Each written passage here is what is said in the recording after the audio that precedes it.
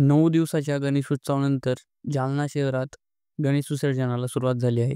कालपासून तब्बल 15 ते 16,000 घरगुती गणपतींचं विसर्जन पार पडलं असून 10 फुटांपेक्षा मोठे सुमारे 300 ते पावणे 400 मूर्तींचं विसर्जन भक्तिमय वातावरणात होत आहे. याबद्दल अधिक माहिती दिली आहे जालना महानगरपालिकेचे आयुक्त संतोष खांडेकर यांनी. काल साधारणपणे सकाळपासूनच घरगुती गणपतींचं विसर्जन सुरू आहे आणि अधूनमधून दुपारपर्यंत मोठे गणपती सार्वजनिक गणपतीचं पण विसर्जन सुरू झालं आहे.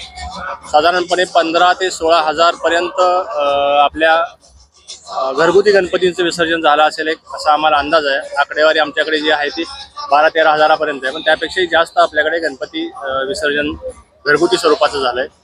आणि मोठे गणपती म्हणाल तर आता त्याच्यात पण जे 10 फुटाच्या वरचे आहे ते साधारणपणे आतापर्यंत 350 ते पावणे 400 पर्यंत गणपतींच्या मूर्तीचं विसर्जन झालेलं आहे. आणि अजूनही बरेच गणपती एक 25, 30, 40, 50 गणपती अजून रांगेत असावेत असा एक अंदाज आहे. एकूणच मला वाटतं की 4-5 वाजेपर्यंत संपूर्ण विसर्जनाची प्रक्रिया पूर्ण होईल. कालपासून आतापर्यंत पूर्णपणे शांततेत नागरिकांच्या सहकार्यानं आणि सर्व सार्वजनिक गणेशोत्सवाचे पदाधिकारी असतील, सर्व गणेश भक्त असतील, यांनी आम्हाला चांगल्या प्रकारे सहकार्य केले आणि व्यवस्थितपणे विसर्जन प्रक्रिया सुरू आहे. कर्मचारी किती होते?